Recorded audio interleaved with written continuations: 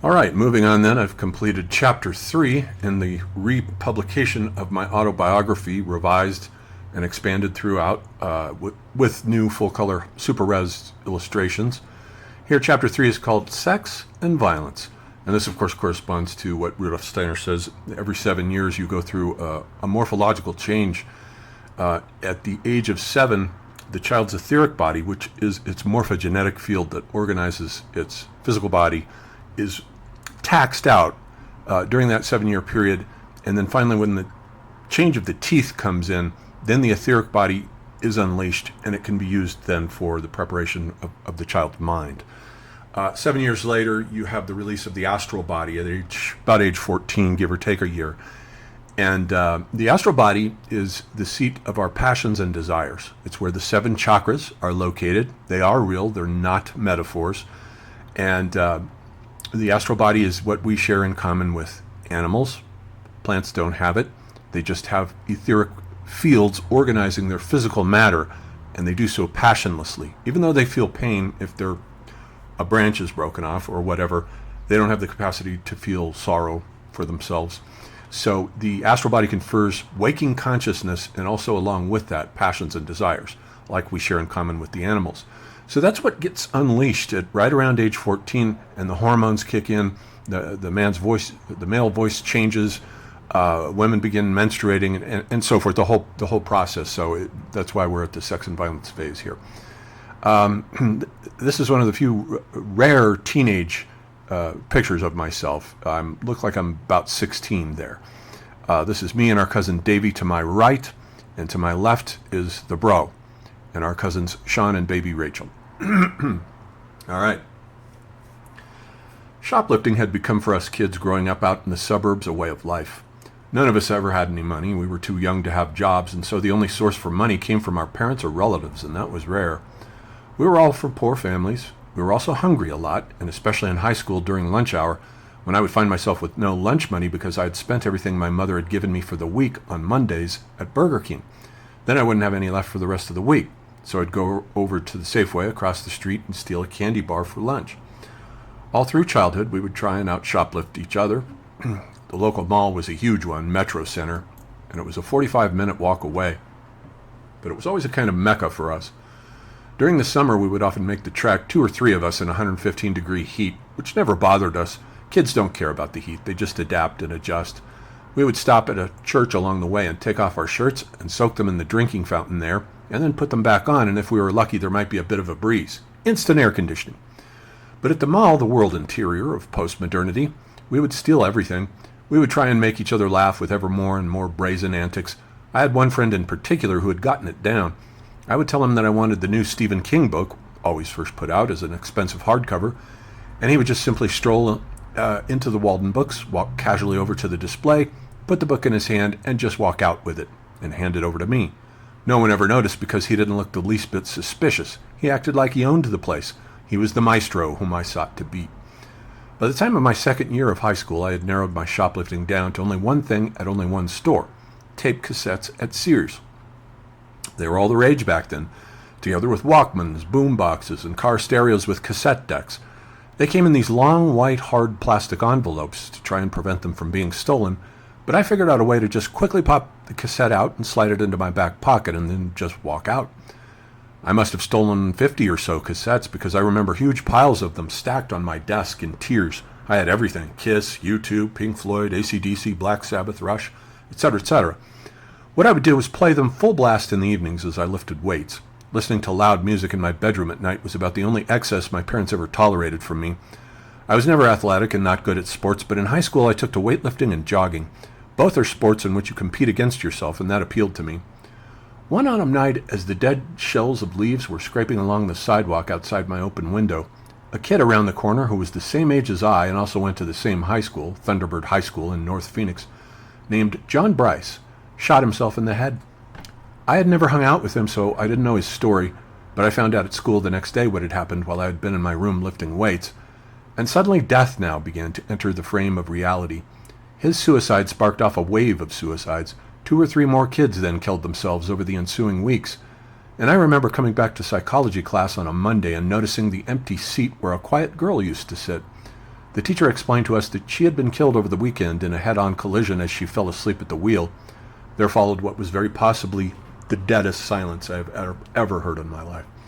I remembered her sitting there, a very thin, emaciated, and not very attractive girl who never said a word, and now she was just simply gone. That was terrifying to me. To resume the story of my shoplifting career, however, I had made a new friend during my second year of high school. His name was Pete McLaughlin, and he was of direct Irish descent. Both of his parents still had their Irish accents, but Pete and his sister did not. He was the only other kid I ever encountered who also liked to read books, and he had read nearly as many as I had. Tolkien's Lord of the Rings was his all-time favorite, and he convinced me to read those, while I in turn insisted that he read the Dune books and the Chronicles of Thomas Covenant by Stephen R. Donaldson.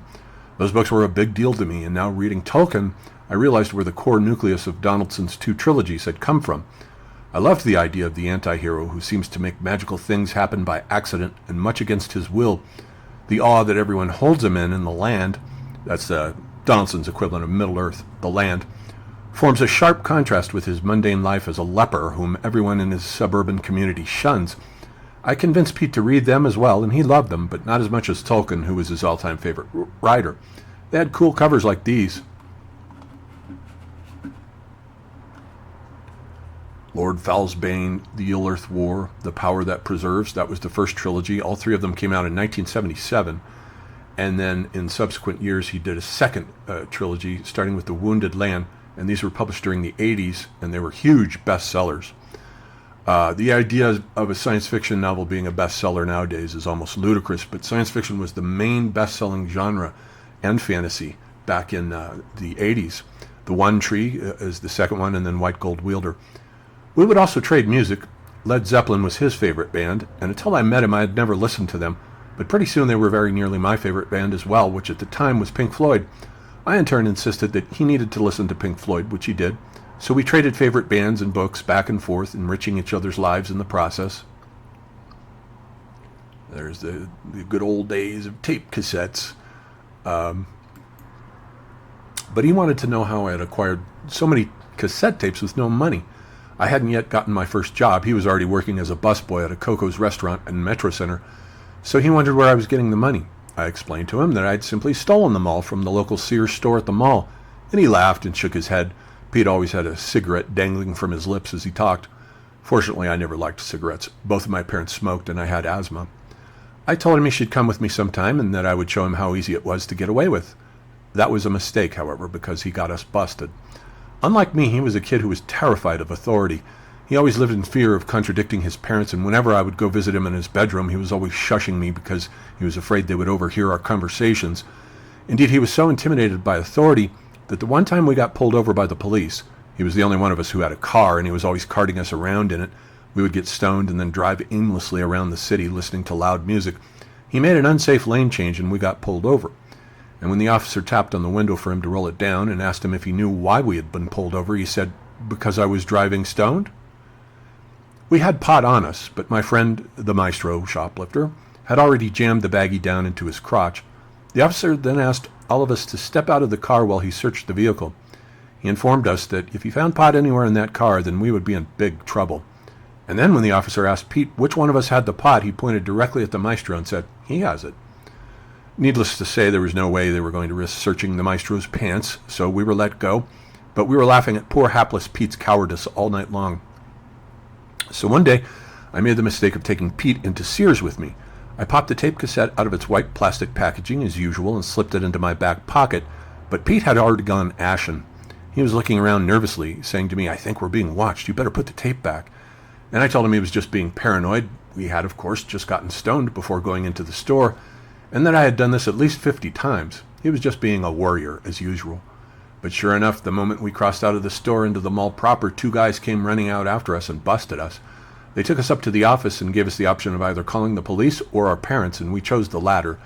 My mother and stepfather came down to pick me up, one of my stepfather's rare cameos in my personal life, which he just didn't want to be bothered about, and took me home, but they were dead silent. Surprisingly, I had been expecting a long lecture, but they knew I was ashamed, and they left it at that.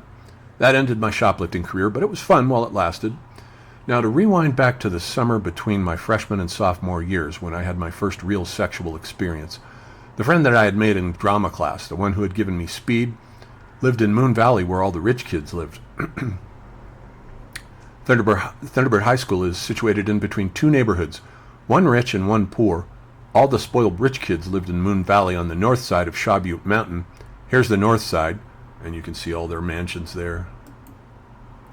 And here's Thunderbird High School just around the corner. That is an epic view. That must have been taken by a drone. And here is Shaw Butte Elementary School, which is located on the west face of Shaw Butte Mountain where all the poor kids go. That's the school I went to. And here is the crappy house that I grew up in. It doesn't look much different today than it did back in the 80s. Somehow the house itself looks depressed. We were all equally corrupt, both the rich kids and the poor kids. The parents of the rich kids were often out of town on expensive trips, and so we would throw epic parties at their houses and get hilariously drunk. I got my first hand job from a girl during one of these parties. My friend asked me if I would like to go out on a blind date. I told him no thanks because I'm very specific about the girls that I like, but he reassured me that she was attractive. She was his girlfriend's friend, and he thought it would be fun if all four of us went out. So we went over to the blind date girl's house, and I noticed a black and white picture of her on the piano. She wasn't too bad, actually, and so I figured I could work with this. When she came out and greeted us, she was indeed attractive. Not overwhelmingly so, but close enough. Then we drove over to the rich kid's house. His parents were out of town, and it was just the four of us, and so we started drinking hard liquor. This was the first time I had ever drank hard liquor, and I didn't like it very much, but it got us all drunk really fast. And pretty soon someone suggested that we all take off our clothes and go skinny dipping in the backyard pool. This was in the summer, so it was warm out and the water would be nice. We proceeded to peel off all of our clothes and then jumped into the luminous turquoise pool.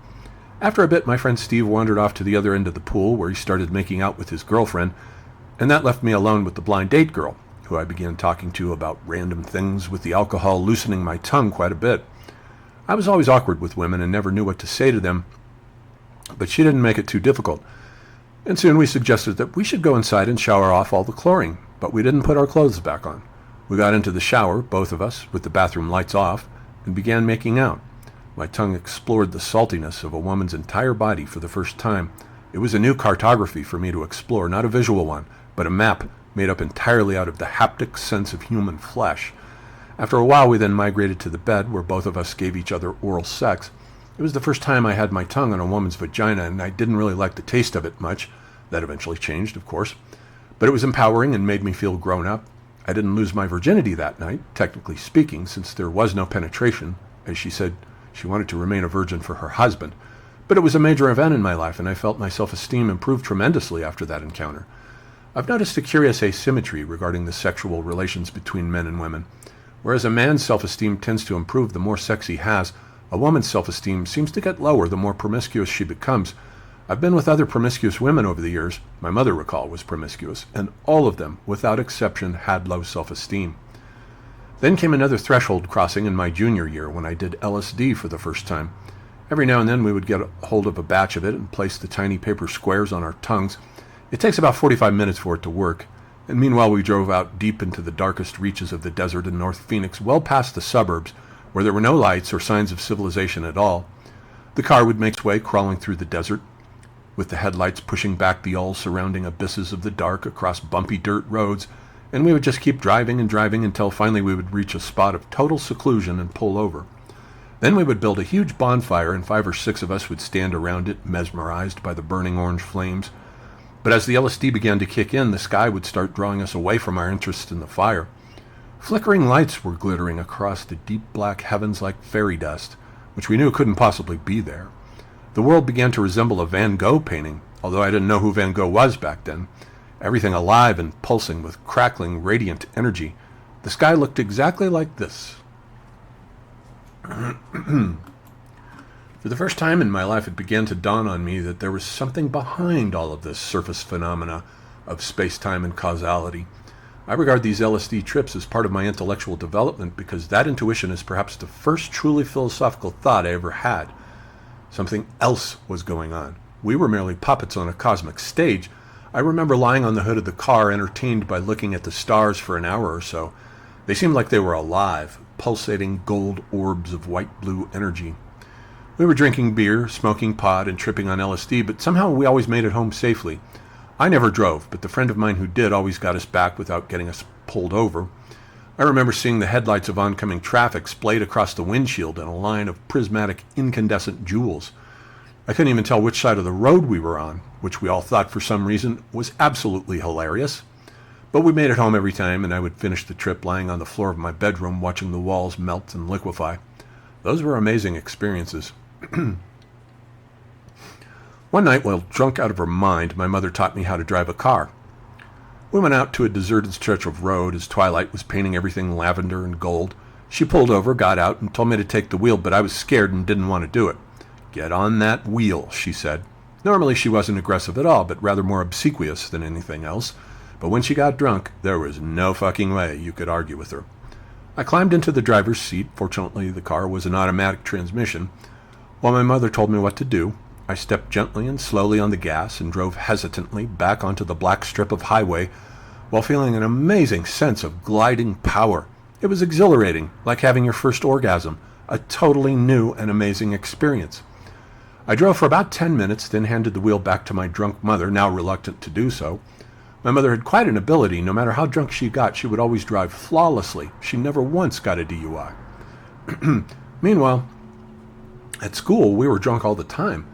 We would cut classes, even in the early morning, and drive out to a field full of creosote bushes and drink a few beers, smoke a joint, and then make our way back to class in a state of total incomprehension regarding whatever the teacher was trying to explain to us. It was all a blur, but nevertheless, I sailed through high school with fairly good grades. I got A's and B's in everything except math and science, which I always got C's in, sometimes even D's. But it was all effortless for me. I didn't know that I had a brain, however. No one ever told me that I did. I just thought of myself as a talented fiction writer, and I had the intention of either becoming another Steven Spielberg or Stephen King. Those were the two role models that I had shaping my development. After a while, though, I realized that I would have to let go of the dream of becoming a film director because I wasn't good with technology, but I knew damn well I was going to be a writer. Of that much, I was certain. In my senior year, I met my first real girlfriend. I had a couple of two-weekers before that with whom I would pull over somewhere in Moon Valley and make out in the car, doing a lot of heavy petting and fingering, but nothing serious. And then one night at a party in Moon Valley, I found myself somehow already engaged in conversation with a girl named Marie Magnifico. She was darkly beautiful, black hair, black eyes, of Italian descent. I had always found it difficult to talk to women, but with her it was effortless, and she gave me her phone number that night. The very next day I called her, and pretty soon we were hanging out all the time. I was looking for a way to get out of my house at night, where my parents' fights were getting increasingly worse, and so every night I would go over to her house and sit with her and her younger sister and parents watching movies on their VCR. Sometimes, well, unbeknownst to the rest of her family, secretly fingering her to orgasm under a pillow on her lap. Her father, who was a tough Italian construction worker from the Bronx, would come home from his job with a stack of videocassettes that he had recklessly rented from a local video store, and we would spend every night watching through random 80s movies, but they were great. There's something very special about 80s cinema. My mother, my brother, and I went to Universal Studios in 1981, just a year before the onslaught of E.T., Poltergeist, Blade Runner, Star Trek II, The Wrath of Khan, The Thing, Videodrome, etc., etc. All films which came out in 1981 to 1983 and which somehow set the aesthetic theme for all the films which followed during the next decade. We took this picture at Universal Studios in 1981, and then the invasion happened. Then we have Escape from New York coming out in 1981. I love reading the little taglines that they have. 1997, New York City is a walled maximum security prison. Breaking out is impossible. Breaking in is insane. I love those taglines. The Road Warrior. That one I can't make out. Star Trek II, The Wrath of Khan. At the end of the universe lies the beginning of vengeance. Yeah. Poltergeist. It knows what scares you. And then Blade Runner. And then Videodrome. David Cronenberg's first truly great film. And it remains to this day my favorite of all his films. And when it came out, it was supposed to come out in 1982, and it was financed by Universal Studios along with The Thing and E.T. and Poltergeist. And E.T. and Poltergeist were huge hits. And Videodrome and The Thing were duds. And Videodrome got bumped to January of 83, And I remember when it came out, it played for all of a week. And I was one of about 5 people in the auditorium, but I understood the movie perfectly. First, it controls your mind. Then it destroys your body. Then The Hunger with David Bowie, one of the best vampire movies ever made. Nothing Human Loves Forever. And that was just a classic 80s film with David Bowie playing a vampire and Susan Sarandon and Catherine Deneuve. Classic. And actually, Tony Scott's first film, Ridley Scott's brother, and one of his best. And then, of course, Mad Max Beyond Thunderdome. Hold out for Mad Max. This is his greatest adventure. And then Day of the Dead. First there was Night of the Living Dead, then Dawn of the Dead, and now George A. Romero's Day of the Dead. And those came out in the same summer. They were both classic. I took my girlfriend Marie to go see both of those movies in the movie theaters.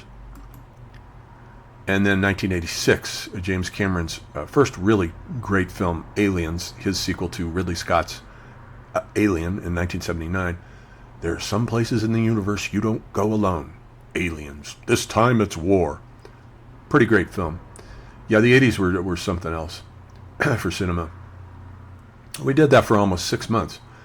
I didn't want my girlfriend over at my place as I was embarrassed by my parents, so we would just hang out at her place all the time. Though her father was a tough guy, a Vietnam veteran who had bouts of serious PTSD drinking binges that made him crazy, and he treated his wife with a lot of verbal abuse, I sort of liked him anyway. He was always respectful to me. There was an aura of sadness about the family, however. Since Marie had had a brother who had recently died of a drug overdose, it was completely taboo ever to mention him. Marie was a virgin, and she was paranoid about her overprotective father, so he liked to keep us in his orbit. She didn't want to have sex until we got married, and we were planning on eventually getting married, so it was becoming serious.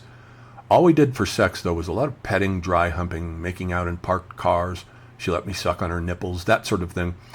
However, one night after about 6 months had gone by, we were making out in my car, and I asked her to give me a hand job. She reluctantly agreed, so I unzipped my pants and she went to work, the first time she had ever touched a man's penis. But just at the moment of my ejaculation, she pulled her hand away, frightened. I have no idea what she expected to happen, but clearly it surprised and scared her. After that episode, for some reason, she was distant and irritable with me. We got into a fight about it over the phone. She stopped wanting to make out with me, and I was becoming angry about it. It seemed completely unreasonable for her simply to withdraw from the relationship over a failed hand job. But that is exactly what happened.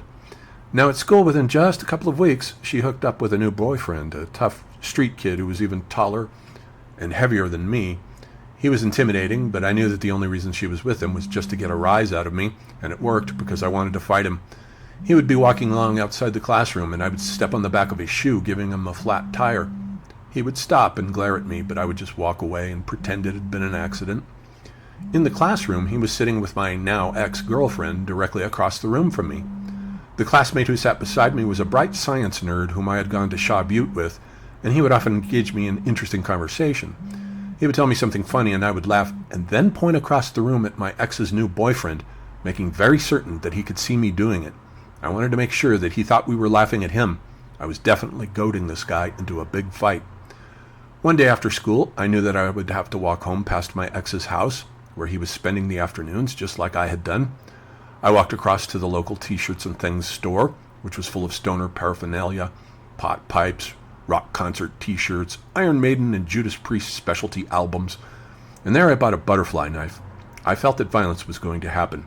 I could feel its palpable inevitability, and I wanted to be prepared. I had only ever been in one fistfight before with a friend during my Shaw Butte days, and I had not fared well with just my fists. I needed a weapon. I took the knife with me as I walked past my ex's house, and I heard the fucker come out and yell for me to stop and face him. So I stopped and met him while he yelled at me, trying to provoke me into fighting him. He told me about how sick he was of me provoking him, stepping on his shoes, pointing and laughing at him, all of which I must admit was great fun. And then suddenly I saw stars. He had punched me in the face and I hadn't even seen it coming. But he didn't realize I had a knife in my hand, and when he punched me, as a reflex, I stabbed the palm of his other hand. He pulled his hand off the knife blade and stepped back, shaking it out painfully. Then he walked away, nursing his bleeding hand, as I resumed my walk home with an aching jaw. That was the second and last of the 2 physical fights I have ever been in. Despite coming from a violent family and being an abused child, I refused to perpetuate the cycle of violence that I was exposed to growing up in that miserable house. But meanwhile, the fights at home between my parents were growing ever worse. I was 16 now and was routinely getting in the middle of them, sometimes having to defend my mother. I was in good shape, tall and well built, no longer a child who just had to take the beating. Those days were over. One night while I was reading in my bedroom, I smelled something burning. I went out to the kitchen, and there my mother had my stepfather's briefcase open with a little campfire burning in it, while she calmly fed his engineering documents into it, one at a time. I ran over to the kitchen sink and filled a plastic pitcher with water and threw it on the fire. "Mom," I said, "are you crazy? You're going to get it for this. You know that." "Just let it burn," she said. "It's what he deserves." My stepfather had developed the strategy of leaving the house every night, too, in order to get away from her, just as I was leaving it every night in order to get away from them. He would go out to a local bar and drink beer all night, then go home and go to bed. But he would often return to the house only to find his things in ruins. She would cut up all his shirts with scissors and throw them out on the front porch. He had been in the habit of making green chili burritos and selling them to his friends at the bar, but sometimes he would discover that she had sabotaged entire batches of burrito mix. He wouldn't usually attack her unless she provoked him, but the thing was, she liked to provoke him. She would only do so when drunk, however. She would abruptly throw the remote control at him or dump a can of beer on his head, and then inevitably he would beat her up. One night I remember finding myself in between them. I had a baseball bat in my hands, and I threatened to hit him with it. But he was a big man, and he wrestled the bat out of my hands and then threatened me with it. I told him to go fuck himself and then walked out of the house. There may have been one or two more fights after that, but pretty soon my mother had had enough. She left the house with my brother and went to go live, once again after a failed marriage, with her mother. I finished out that last year of high school living alone with my stepfather, as my grandmother's house was a 45-minute drive away, and it would have been too difficult to finish my last year of high school making that drive every day. But as was the case after my mother and father divorced, whereupon my father's relationship with me improved, so it was with my stepfather. He was nice to me after she left the house, and we got along just fine, although I still detested him. I just didn't show it. But then I wasn't home all that much. I would come home from school, eat a meal, and then leave the house to go out and get drunk and smoke pot with my friends. He was always out at his favorite bar every night getting drunk with his friends too, and sometimes we would bump into each other. I was polite to him, but never friendly. And that was my last year of high school.